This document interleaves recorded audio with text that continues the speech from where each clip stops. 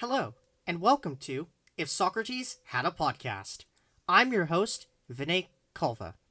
This is my 5th episode, so I've decided to do something special to honor the occasion. Socrates has turned storyteller, and with a worthy interlocutor, will provide you with a deeper view of his travels than you might get from the normal intermission. Please note that this episode is entirely fictional, and that the events described, while perhaps related in some way to actual history, are highly unlikely to have happened, if they ever did. Having disclaimed as required, I would now like to briefly discuss some details about the story, where it came from, and who was in it. The source of this story, as far as I can tell, is a bizarre stone fragment that your host found on the ground while wandering and doing his daily deeds. After speaking with an expert historian who requested to remain anonymous, the fragment was revealed to be the tale I am about to tell you. The writer, of course, was a member of the interlocutor's court, who did not write their name on the document for some reason. I therefore bring to you, my listeners, a dialogue between Socrates and Emperor Pedro II. Socrates is the namesake of this podcast, as always. Emperor Pedro II, meanwhile, was, in actual history, the second and final emperor of the Empire of Brazil. I will play the parts of both characters, inflecting my voice as follows when I am Socrates. I am Socrates. And as follows when I am Emperor Pedro II. I am Emperor Pedro II. With that, let us begin the story.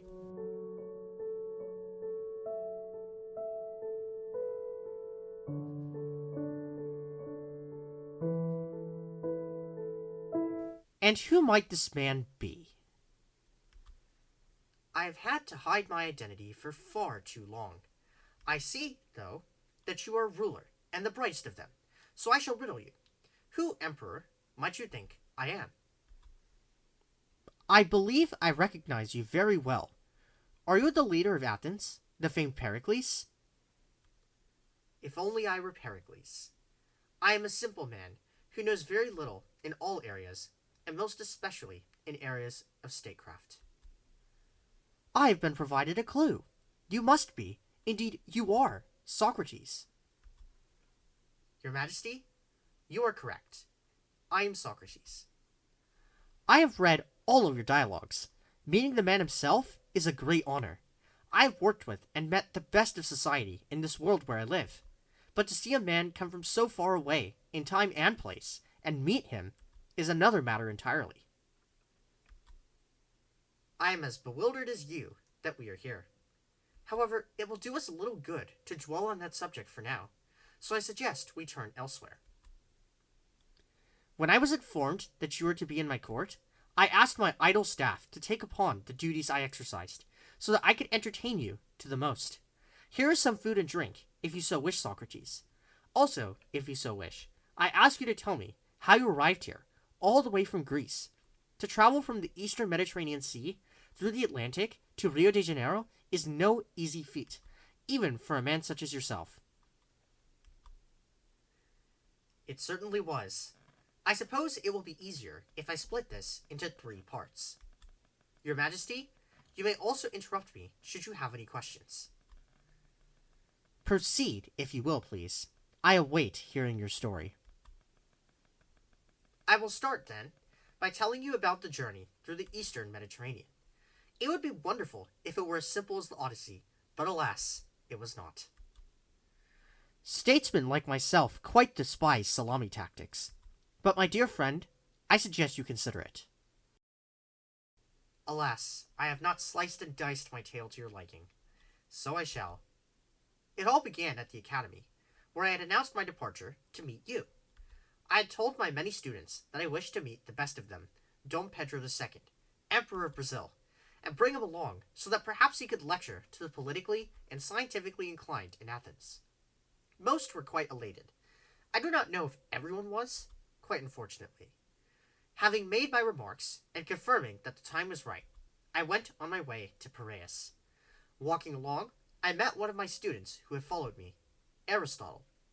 He asked me where I was going, and I told him that I was going to a faraway land.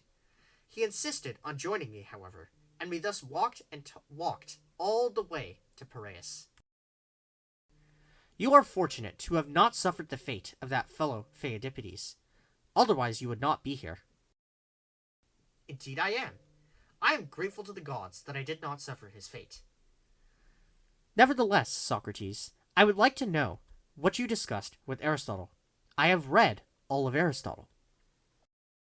Well, it would be quite bizarre had I done the same, given the historical distance.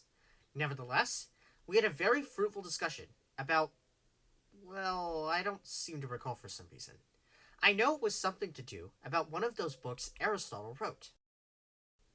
Was it the Poetics? I believe so.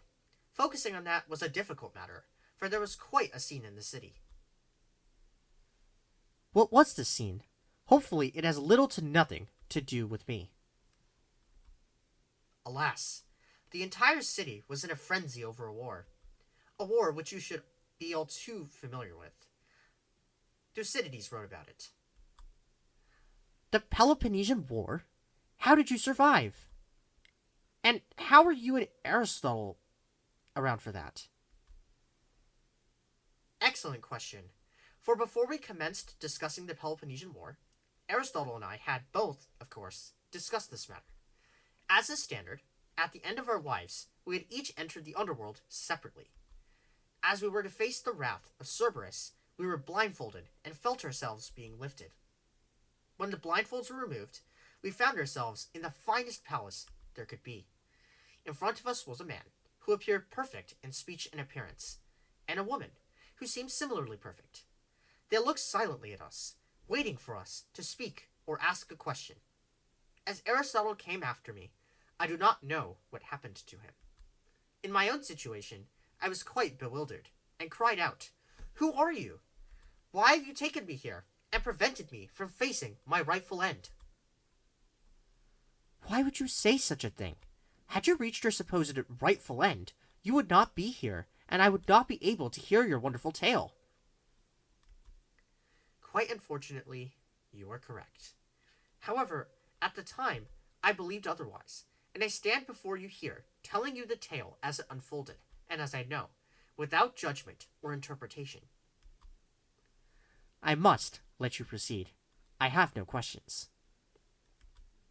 Thank you, Your Majesty. The man of perfect appearance and speech was none other than Zeus, and the woman of perfect appearance and speech was none other than Athena. Zeus told me that he had heard the apology himself, and was quite distressed to see a Greek be forced to drink the hemlock on spurious grounds. Athena, meanwhile, praised my devotion to the gods, and agreed to aid me in a way that was not apparent then, but would soon become apparent. Having told me what I have told you, they turned away from me and whispered to each other. While they were, a man tapped me hard on the back of my shoulder, and I rapidly turned around. It was none other than Aristotle. That reminds me, Socrates. Why are you all alone? Did my guards arrest Aristotle? Thankfully, that is untrue. Aristotle decided that a long journey across the ocean was not to his liking, and he opted to keep working on the Poetics. I sure hope that he manages to succeed at it. Come to think of it, I have not quite gotten to the Poetics yet, so perhaps when I do, I will find out the answer to that question. Now, if you will excuse me, Your Majesty, I would like to continue my tale. Aristotle, having tapped me on the shoulder, proceeded to tell me how he came to the palace. His testimony was quite similar to my experiences, as I have said, so I will spare you the details. Now tell me, Socrates, what did Zeus and Athena tell you after they conversed? When did they finish, first? The father and daughter whispered for what seemed to be many hours. I stood there thinking only of what they would say, in contrast to my usual work. My gifts, of course, can only be used in the service of the gods, and not otherwise, so I was quite agitated. The river of thought in my brain raged wildly for hours, and then it stopped in an instant. That is mysterious. Why did it happen? The answer, in this case, only comes from the events as they unfolded. After the thoughts stopped, I felt a calm pervading my entire body. My agitation went away immediately. Zeus and Athena whispered more rapidly than they had when I was agitated, but I felt no sense of nervousness whatsoever. At last, as a musical composition decrescendos to complete itself, their whispers became murmurs, and finally, a silence. All three of you, then, were silent. For how long? For a few minutes. However, the calm that had pervaded me slowly evaporated, and at last my internal tension was so much that I yelled, "What is it that you two will do with me? For hours on end you have left me indecisive, leaving me no room to question or think of anything else. Let me go, will you? I had a fate, but not this. This is worse than Cerberus." How did you manage to survive? Would not such an outburst result in immediate punishment from the gods? Normally it would, but today it seems the punishment was already ordained. Zeus and Athena stood stunned at me for a moment, and then both of them spoke. Zeus spoke first, saying that he knew I was devout, and my outburst had no place in his palace. Athena followed and said that my outburst would only increase the punishment they had devised for me. Then the two came together and said the following: "We, on behalf of the gods and all of Greekdom, appreciate your duty to the land and to us, and express our sorrow over your untimely and unmerited death. However, having seen the trial that your student Plato wrote of in the Apology, and recognizing that a failure to show devotion outwardly is a sin, we have decided to present you and your students with a punishment. The punishment shall be that you will witness the end of the civilization you lived in, and you shall be defenseless to stop it. Should you intervene, you will face the wrath of Cerberus once again." What a punishment, dear Socrates! Now I wonder even more how you were here. Certainly I shall tell you, your majesty. However, my throat is parched, and I must drink. Let us go round the palace. I will fetch you water, and you may see the residence. Thank you, your majesty. Let us proceed.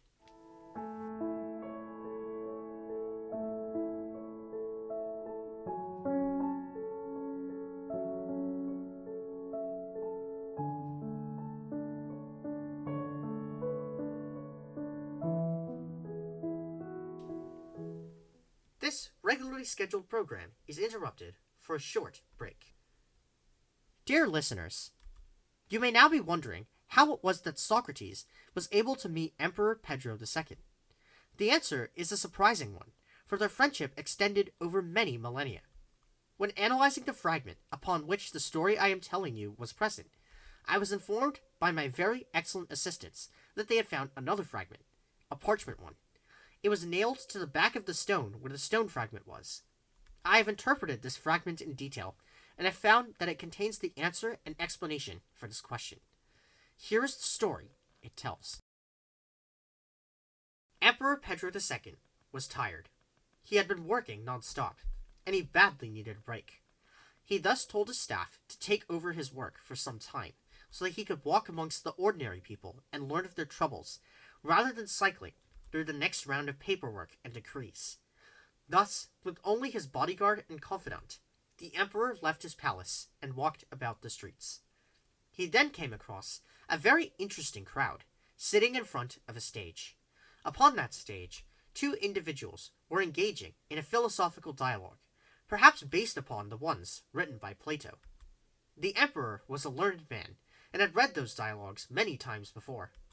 He had never, however, seen them performed before, and was intrigued. Before the audience could find out who he was, he walked to the other end of the street, to a point where he could get a good view. Thus he listened to the dialogue proceeding, on and on as it went, until the audience erupted in applause. The first audience member, who had an urgent appointment to go to, got up from their seat and walked out. As they turned right, they saw the emperor, and exclaimed, "Is that the emperor?" Others heard them, and turned around themselves. They then exclaimed, "That is the emperor!" They also wondered why he was there, but had the good sense not to utter that bewilderment. Rather, before they did, the entire crowd erupted into applause, shouts of "Long live the Emperor!" and more praise. Others on the street heard the commotion, came outside, and joined the frolicking too. Meanwhile, Emperor Pedro II observed all of this commotion. He felt utter distress at the notion that his citizens were cheering for him so when he had left all his work behind. All that work was for them, he reasoned, and not doing it was the ultimate sin. What was all this celebration for? As that thought crossed his mind, the actor playing Socrates came up in front of him. The actor never saw him, but seemed to have read his mind. Standing in his robes, he exclaimed loudly, "Silence!" The boisterous crowd stopped cheering and celebrating, and became so silent that you could hear their heartbeats in unison. The actor then spoke, and said, "You have all thought that I was an actor playing Socrates. Well, I am here to tell you the truth. I am Socrates. I acted so well, because who is a better actor to play than yourself? The answer is none. In the name of Zeus and the other gods, I thank you all for your support. I wish that you all will consider what I have said, and I hope that you all will examine your life as you see fit." The crowd then cheered loudly and dispersed, all the while examining their lives and why Socrates had come to speak to them. It was at this moment that Emperor Pedro II saw what had happened. He asked his bodyguard and confidant to go up to Socrates and ask him to speak to the emperor. Thus the bodyguard and confidant went. Socrates, it seems, was most pleased to see the emperor, and readily agreed to speak with him. Thus they walked to the palace together, where the tale I am telling you began. The rest, of course, is history. Now, there is another question that must be addressed. How exactly did this epic come to this platform? My research was intended to be published in a paper, yet somehow you are hearing me tell a story on a recording. Well, unfortunately, this podcast was a paper, and it was rejected by every journal it was sent to. No one wanted to publish it, for it seems too fantastical to belong there. The book publishers also believed the story to be fantastical, and also refused publication. Thus, only one option was left: audio, the means by which you are hearing this story now. However, storytelling is an art within defined space, so I will stop serving you the side dish here and let you consume the main course.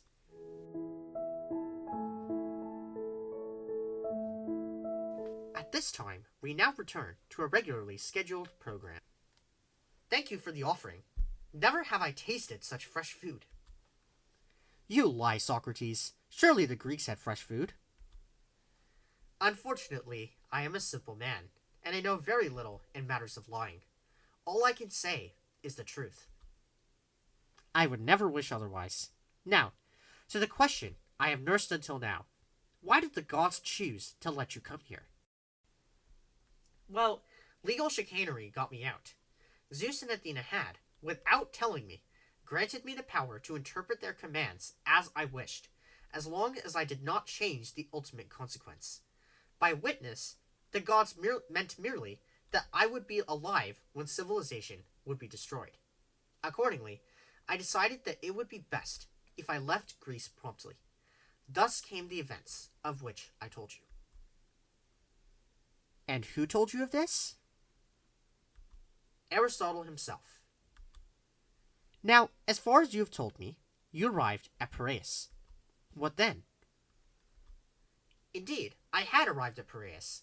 The port, given the context of the war, was quite busy, so Aristotle stopped and turned around a distance from the port. He wished me well, and I thus got on a ship. Who chartered this ship for you, Socrates? Did you do it yourself? Why, if I could have sent a messenger, I would have chartered a ship direct to Rio de Janeiro for you. I appreciate your kind efforts and regards, Your Majesty. The ship was chartered by my students. Obviously, for a lengthy journey across the Mediterranean Sea and the Atlantic Ocean, we needed to make stops. The crew and I thus decided that we would stop in Rome and Gades before proceeding, so that we had a sufficient stock of food for the long journey across the Atlantic. Did you have naval protection at all? I did not, Your Majesty. All the ships were allocated for wartime purposes, so I went defenseless. The ship had a surrender flag on the mast, and that was all the defense I had.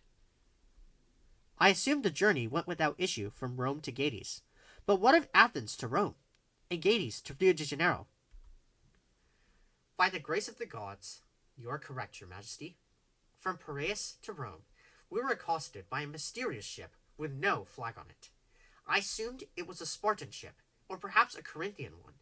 A neutral ship in these times is not neutral at all, but rather a prime suspect. Unfortunately, it is. Now, about that ship. Did they attack you in any way? Absolutely not. They merely followed us. I was quite worried they would attack us by stealth, but even in the middle of the voyage, when they could have easily attacked us, they did not. Upon arriving in Rome, I found out that the boat was populated by another refugee, his slaves, and his family. They all asked not be named, for they did not want to be conscripted into the war, and feared the death of themselves and their family. Being from a shipbuilding family, and knowing that they were at high risk of ostracism, they fled before they could be exiled by the people of Athens. Why did they follow you? Did they know you were Socrates? They only knew that we were escaping, not that I was Socrates. They did see my many men, who all appeared to be proficient in shipbuilding and ship running, and asked them where we were going. They did not want to make a scene with me, so after inquiring as to their purpose, my men told them to follow our ship. When did you learn of this arrangement? I only learned of this, unfortunately, after the ship arrived in Rome, and my men were having a drunken walk along the Tiber. My sympathies lie with you. Now, tell me of your expedition from Gades to Rio de Janeiro. I certainly shall do so. As instructed, I will use salami to discuss the matter.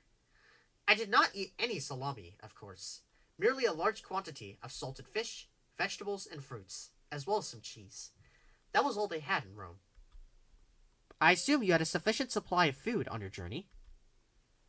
For the most part, we had such a supply. However, we ran aground on an island, quite unfortunately. When we did, we lost all of our food supply. Most unfortunate. I would have helped had I not been here.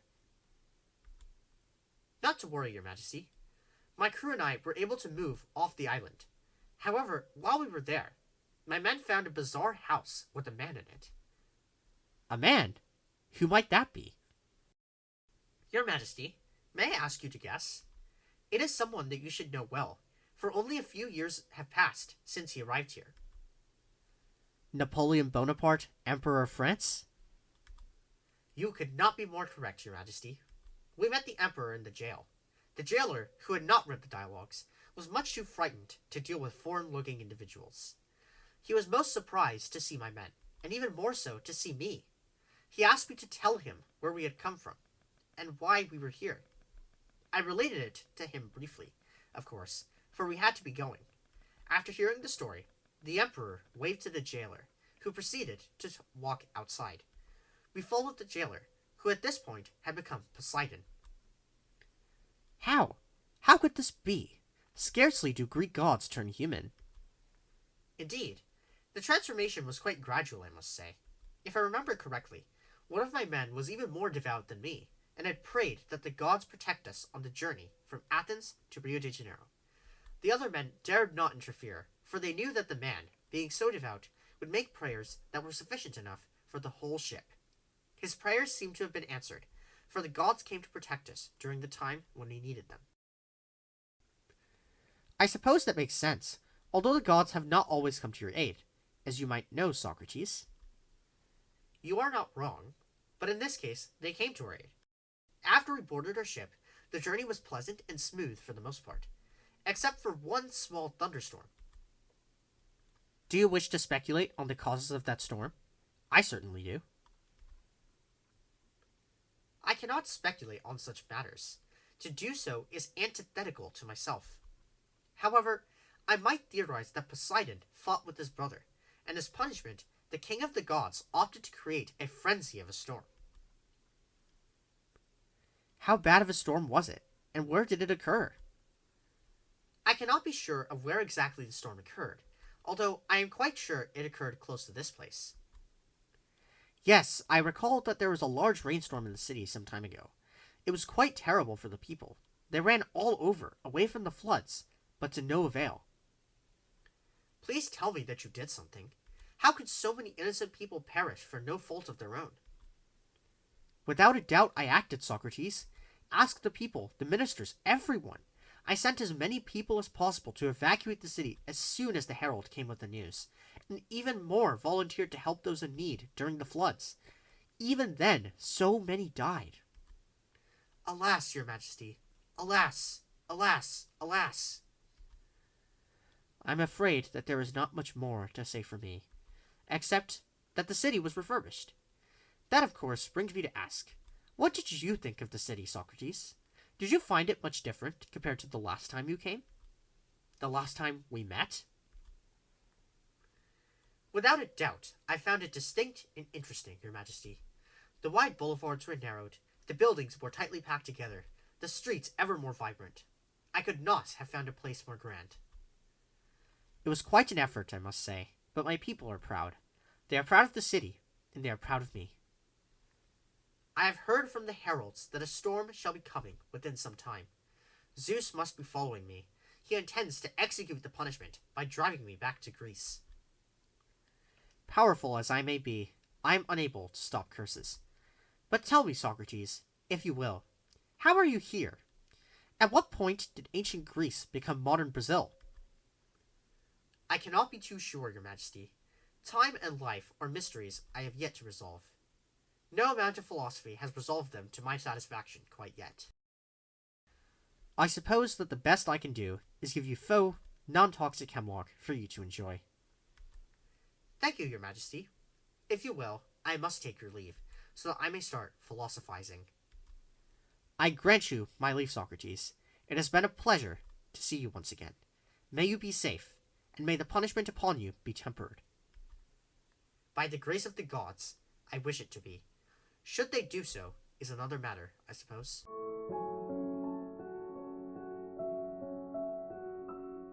This concludes the 5th episode of If Socrates Had a Podcast. If you have any questions or would like to suggest books or notable people that I should feature on this podcast, reach out by sending me an email at ishap.podcast@gmail.com. That's ishap.podcast@gmail.com.